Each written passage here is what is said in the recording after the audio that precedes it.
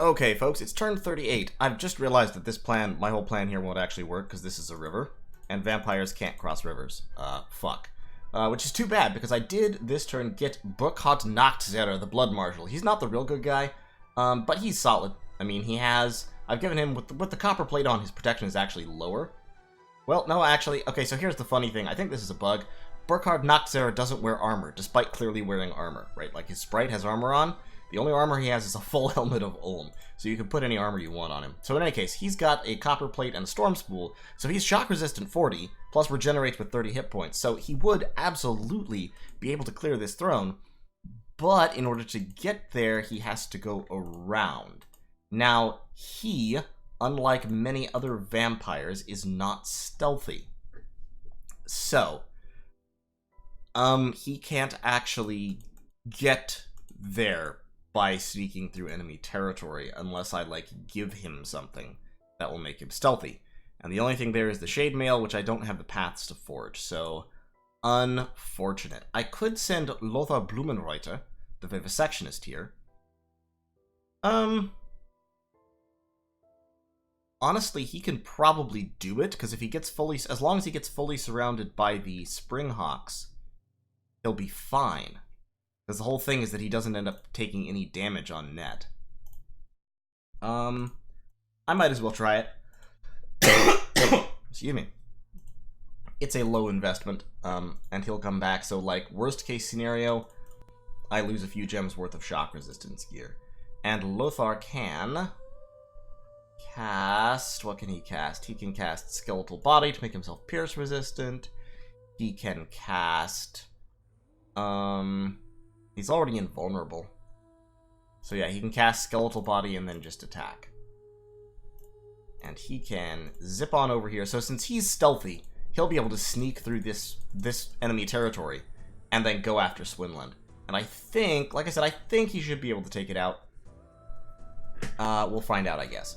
In any case, I'm still site searching with Arcane Probing and no more, not finding anything yet, but we have hit construction level 6.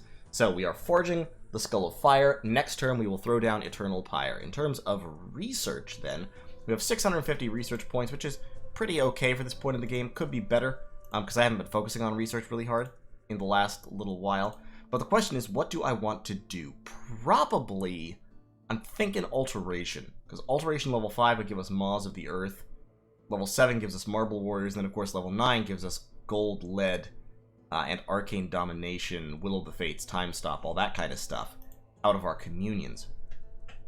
The other strategy would be to start going down Blood Magic, since I'm almost out of the unique vampires, but I could run down Blood Magic real quick, get down to Bind Demon Knights, Ritual of the Five Gates, and then try to grab Father Ill-Earth later in the game, and like all the Blood Astral stuff as well. Plus, of course, that would let me cast the actual Curse of Blood and get actual Vampire Lords, which I can do easily with one of the unique vampires, Orlok, who I don't have yet. So, but he can do it just with a Skull Staff and a couple of Blood Empowerments. So that might be one way to go. It just kind of depends on which direction I feel the need to lean right now. My blood economy is doing pretty well, doing reasonably okay. What am I at? That's 20, 42, 59, 70 some, 80 some, almost 100 blood slaves per turn, at least this turn, and I have a whole bunch more. These guys are just blood hunting in Monarch Woods for funsies. I have a whole bunch more Sanguine Dowsing Rods that I can deploy. Now, I got pushed out of Oeperi, whatever. We got pushed out of that province this last turn. He has 10 Vanheers there. His gladiators are, I think, all gone, because they got Skeleспam, so they were fighting skeletons, and as soon as gladiators take a swing, they leave. So I think all he's got left here is the Limitani Pramanis, the Savaran Guard, the Vanheers, and his mages, which I should be able to take out just with a whole bunch of dudes here. I'm going to assassinate enemy commanders into Gaeta.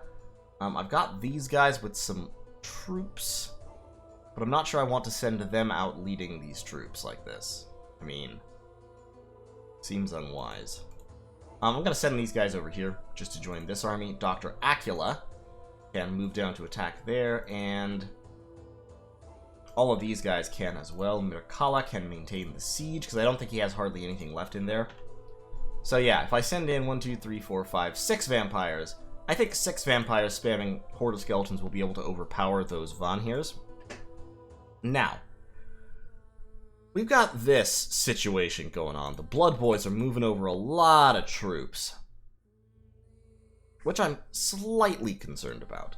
I don't want them to do that. I would much rather they not. I don't know that I can necessarily stop them. But we've got some mages, some assassins, we've got crossbows. I don't need more crossbows up there right now. I could shift recruitment down here. That would be more productive. Okay. I don't have any temples over here yet, so I'm going to have to deal with that situation as my income goes up. But generally speaking, Burkhard can zip right on over. He can land on Gaeta. Now, Burkhard is pretty hardcore. I mean, he has 30 hit points. If I slap some armor on him, his prot goes through the roof. I mean, his prot against mundane attacks right now is still quite high, just because he has that 25 invulnerability. And his greatsword attack is super high quality, but he just needs a little bit of gear, and he'll be able to, he'll be pretty rad-tastical. So, in the interest of that, I'm going to slap an Armor of Knights on him, I think. And what else? A Dancing Trident or possibly a Flying Shield. So the Flying Shield gives that Protective Force 20. The Dancing Trident can repel, which is pretty hilarious, especially because his attack skill is quite good. So can the Stone Bird, but the Stone Bird is more expensive. He can't really buff himself. Scutata Volturnus is a really good shield as well. I could give him Scutata Volturnus and then a weapon of some kind. Like a Firebrand or something. In any case, with just the armor, he'll end up extremely tough, because he has 20% regeneration. So he regenerates 6 hit points around, and his prot will be, like, almost 40. Really close to 40. So, he'll already just inherently with that one item be incredibly tough to kill. Just with a brand at that point, I think he can probably clear, like, most things without too much trouble. Like, Firebrand here. Yeah. I think at that point he can just straight up clear. Like, he's a raider at that point with just those 2 pieces of gear. A very effective one. That greatsword does increase his defense skill. So, yeah, I'm going to forge a Firebrand. All these mages are moving out. They're moving in that same direction. I'm not sure. These troops could potentially strike at me, like, right now. Now, I have pretty good defenses over on this side just by reason of number of mages. I've got more coming out there. I've got more magi coming out there. I'm going to take a turn to move a bunch of my magi further in, like right there. I'm not worried about R'hllala. We have a non-aggression pact. Kun Aral, I just lost a stalker there to the patrollers of the Sacreds of Hell. And we besieged the Order of the Divine Flame. So, my army rolled in. I took a number of casualties, once again, among the Saoi in this battle. A lot of them were friendly fire. The Saoi actually did quite well in terms of, like, you know, the damage they inflicted, because they just hit really, really hard. But the meteors killed off a number of them, which is unfortunate. But, you know, that's life. And then that last round Soul Slay spam was amazing. So yeah, I lost 13 of my Saoi. They got 31 kills, which is pretty decent. Pretty decent performance. The Demons of Heavenly Fires continued to get tons and tons of kills for no cost, basically. And the Magi got 57 spamming Drop Rock. He had, this is, I think, 50 province defense. He had a lot of province defense. It might not be 50, it might only be 25, I guess, but it's quite a bit of province defense. This was when I got pushed off of Orperi, and then in Gaetia, we dropped in all of our vampires and wiped out the province defense there and besieged the fort. Got some gems in Azamar. Yeah. That's the turn. So, things are going pretty well. I am concerned about the Blood Boys. I'm going to contact Unimaginable and be like, hey, yo, so, all those guys in 126, what are they doing? Hope they're not attacking me, and we'll see what's good there. But I think I should be able to. My worry here, my main concern, is that I'm going to be the focus of an agreement between Blood Boys and Kalkheim to attack me. Now, Kalkheim and I have a non-aggression pact, so that would take a little bit of time, but Blood Boys and I technically do not. So what I'm concerned about is just being crushed between those two powers, between overwhelming numbers of skeletons on the top, and then smaller but very, very elite armies of sacreds on the bottom, which will be hard, and both of those people are hard to counter with assassins. I mean, like, Kalkheim, I can to a degree counter with assassins defensively, because assassins in forts can stab his cultists with very little fear of reprisal. These guys are led primarily by lemur consuls, who are not really assassinatable without heavy, heavy gear investment. So, you know, there's that. But we'll see. We'll see what we can do. I think if we can take the Order of the Divine Flame and kind of secure this, then the next question will be, okay, who do we make a deal with to fight the Blood Boys? Because Blood Boys, I think, are going to be the big concern at that point. But in any case, that's turn 38. Thanks for watching. I'll see you all in turn 39. Alright, folks, it's turn 39. We are casting Eternal Pyre. We've done some wheeling, some dealing, some trading, some swapping, some alchemizing, and we're casting Eternal Pyre. I'm not going to reveal exactly how much we're casting it with. It's fairly light, but it'll stand up to a little bit of pressure, which is all I need to do, really. Meantime, over here, we are still breaking down the Order of the Divine Flame. We're moving in more troops, another, you know, about 100 siege strength, a little bit less than 100 because it doesn't count these thralls and such up there, but maybe like 90 siege strength or so to help bust down the walls. With our 178 there plus that 90, should be able to crack them in just another turn or two. Down here, we're sieging with our vampires, which you don't really need to be like sieging with exactly. We're going to swap these troops over to perfectly normal human wizard. Yeah, they'll just be undisciplined. That'll be fine. And then these guys can be in a line, and they can hold and fire. So perfectly normal human wizard will hold that. We are assassinating with Quinquatrus. My other vampires, I've got Mirkala here, who is actually an assassin in her own right. She's going to hop up there because there's, at this point, there's something like 2,000 skeletons on the border, or a little bit more. Now, I have a non-aggression pact with Kalkheim, but the presence of 2,000 skeletons on the border absolutely does not reassure me. He's clearly setting up to attack me. And I wouldn't be surprised if Blood Boys was thinking along the same lines as well. So Blood Boys and I, we've agreed to a non-aggression pact. He's taken that province as I knew he would. We're like okay with that. We're all okay with each other. That's fine. I need to take Wold at some point here. Kalkheim's got that province, so I actually need to take Wold pretty quickly, I think. I may... I'm not sure what the best way to do that is the thing. Okay, so I've got all these crossbows, by the way, that need to be in a line formation or possibly a double line. And just set to hold and fire. I'm tempted here. Here's what I'm going to do. I'm actually going to launch these vampires all over here. And we're going to crunch them all up into one little space. So that when they spam skeletons, those skeletons will hopefully hit the vampires who come to attack them. And so we'll trap those vampires in skeleспam and whittle them down.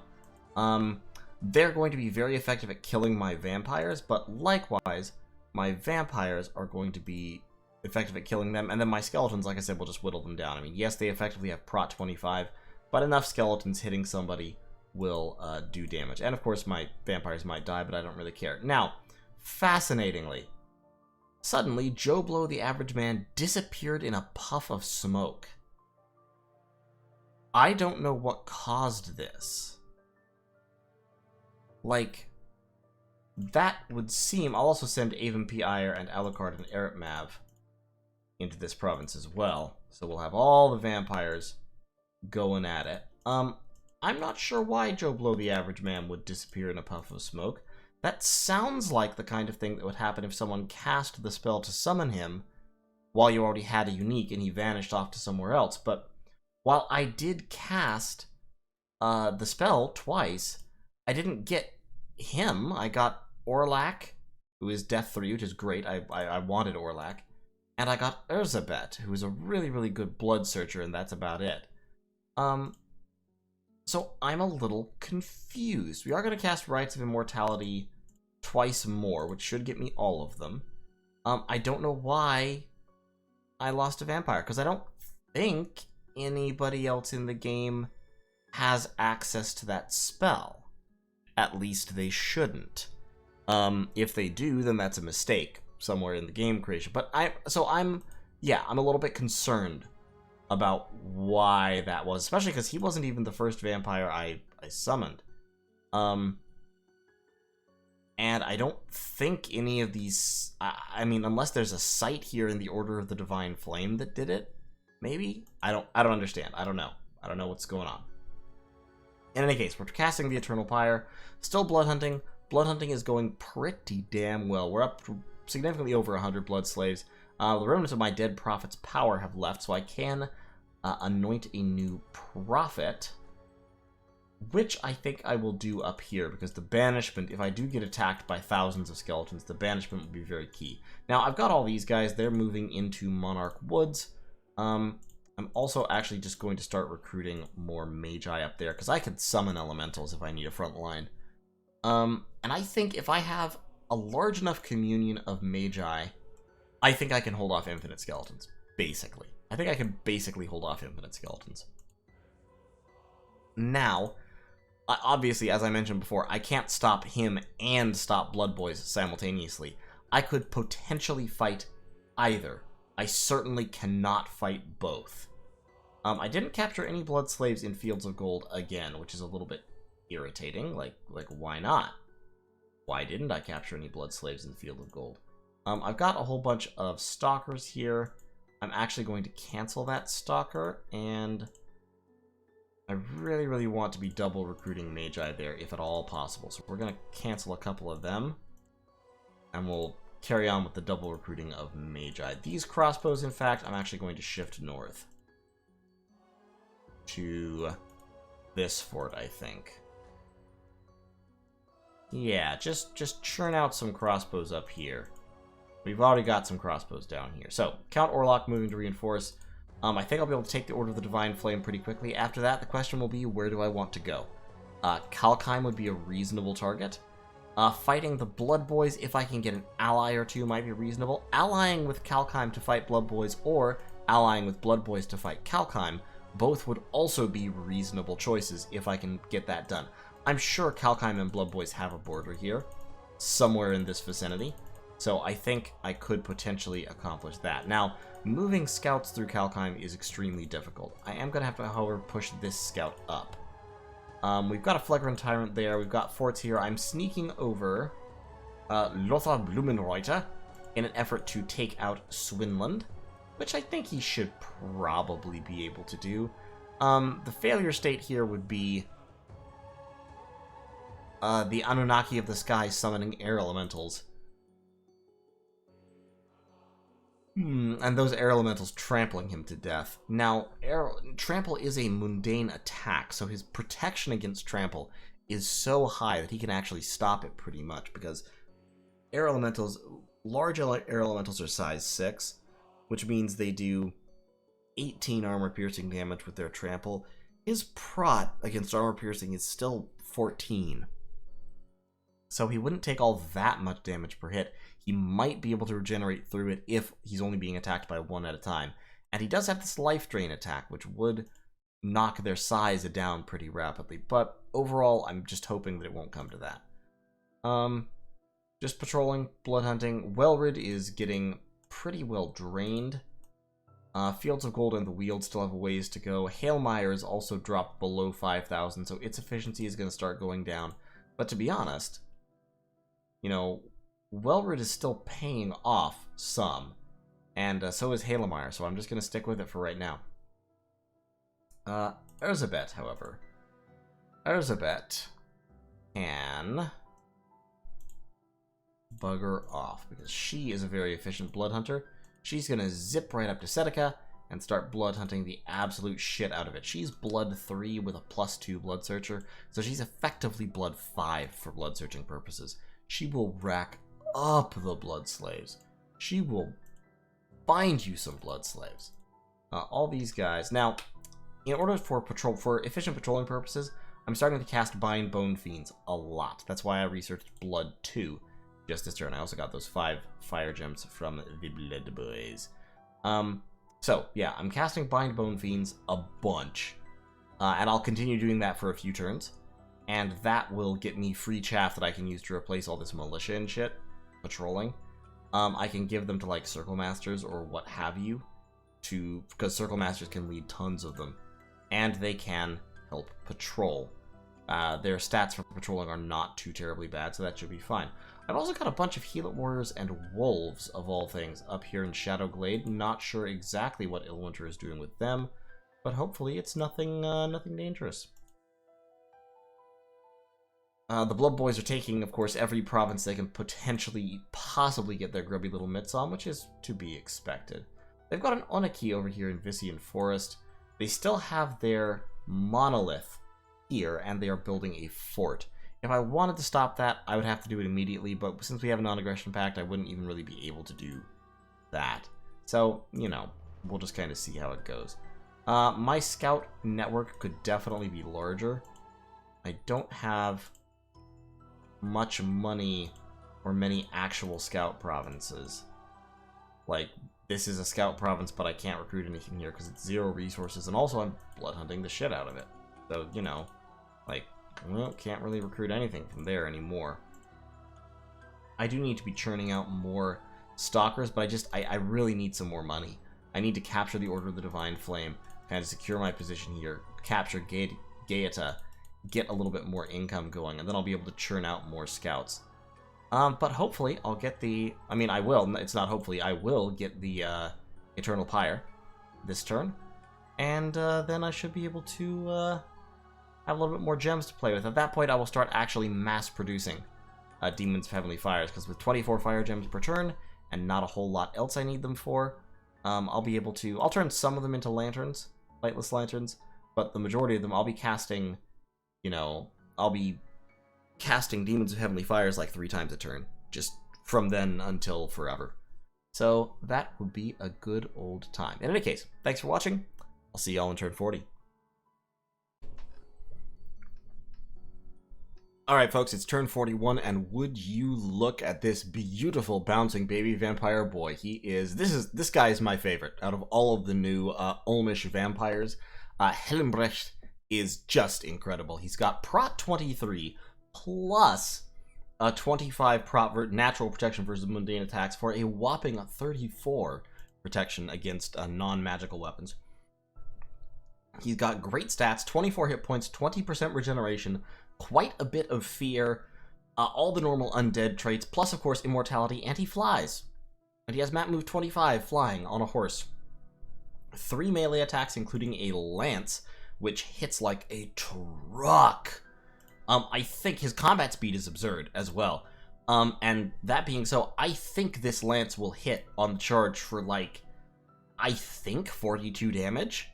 I don't know the exact mechanics behind the lance charge bonus, but I think it hits really, really hard. Like, honestly, I don't really even want to give him, like, weapons, because if I do, they replace... Well, actually, no, he's still... Oh my god, he keeps the lance attack. That's right. The lance attack is, the lance technically is innate. Ah! So I can replace his Morning Star with a Sword of Sharpness as well. That's great. Yeah, Helmbrecht is a fantastic thug.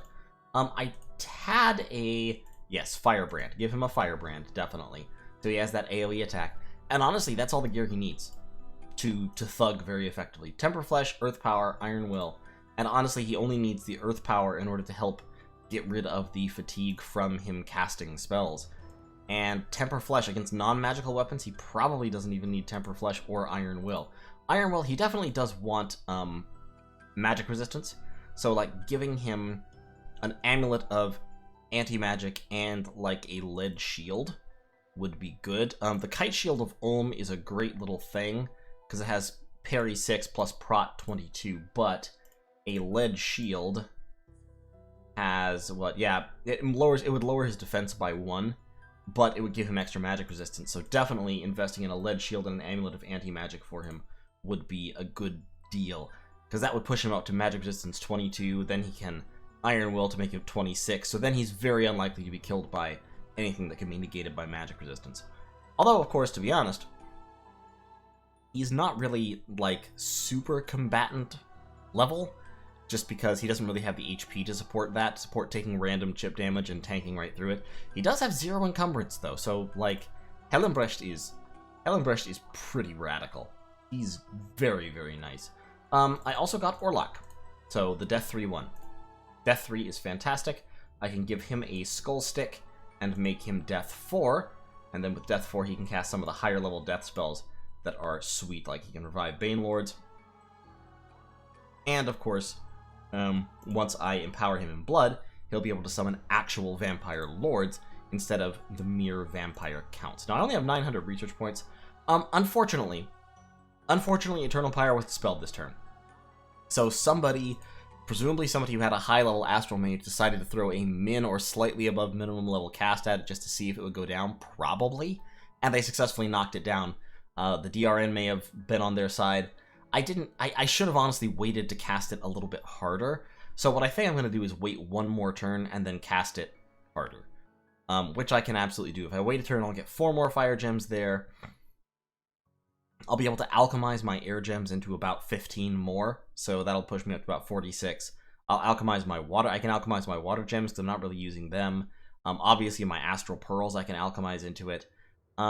If I alchemize all my gems, I think I can cast it again with like about 90 or 100 gems next turn, which should do. Or I could wait a couple more turns to cast it as hard as possible. But the longer I wait, the more I risk somebody else casting it. Like, the whole reason I pushed as hard as I did was to cast it as fast as possible. And, you know, didn't quite work out. The blood hunting's going well, though. We have got blood coming in. Now, Seneca here definitely needs to... definitely needs some patrol power. And unfortunately, Erzsébet does free spawn patrollers, but what I need is I need to get these boys moving. So we're gonna take them, we're gonna give them all to Stark, and good old Stark can start trekking in that direction. We're still binding some more Bone Fiends down here, because we might as well. They're free. They're free chaff, and that's all I need right now. Bone Fiends, Bone Fiends, Bone Fiends, and then you, the last one, we'll just have casting Bowl of Blood. So we'll get a guy casting Bowl of Blood. We'll have 25 Bone Fiends per turn. Still forging more Sanguine Dowsing Rods. I actually have quite a few Sanguine Dowsing Rods kind of going begging right now. So I probably don't need to be forging any more just yet. Because I have enough. And Hailmire is already pretty much... Hailmire and Welrud are both burned down pretty low. So, you know, kind of have to wait a little bit here. Now, I'm still recruiting more Magi. I have about 900 gold still going begging. That is a castle. So what I'm going to do here is I am going to upgrade that to a citadel. That's already being upgraded to a citadel. And up here, let us upgrade this to a castle. So we'll upgrade our fortification there as well. We're blood hunting. We're recruiting Magi. We should also recruit some infantry, I think. Let's start recruiting some Burgmeister Guard up here. I'm looking at this and I'm like, I'm sorry, this is well over 3,000 skeletons on the border. He doesn't need 3,000 skeletons for patrolling purposes. He only needs 3,000 skeletons here in order to prepare to strike me an overwhelming blow at the start of a war. So, all these guys can stand right there. We're definitely going to prepare for that war. And the way we're going to prepare for that war is we're going to prepare to hold Monarch Woods, and we're going to hold the Order of the Divine Flame. What I anticipate is when that war comes, looking at this, I'm sorry, there's no way that isn't coming. As I said, he does not need, like, the most patrollers you need in a province. Maybe 100. If you want to make sure that you have an excellent chance to catch very, very stealthy enemies. Which, yeah, I mean, Stalkers are quite stealthy. They have stealth 80. So maybe 120 or 160, okay? But 1,000? 800? 1,100? 500? No, that's ridiculous. More than 3,000 skeletons spread across 4 provinces is silly.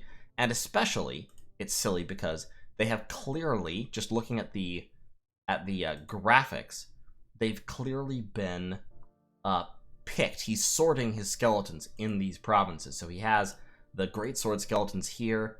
Up here, he's got a ton of the sword and shield skeletons. And then over here, he's got more greatswords. And then over here, he's dumping his naked skeletons. So he's sorting. He's using these provinces as sorting bins for his skeletons. And the only reason for him to use the forts on my border as sorting bins is to prepare to attack me, to be quite honest. So it's coming. The only question will be, do I have the mage power to hold it off? Which I'm not entirely certain of. I do have...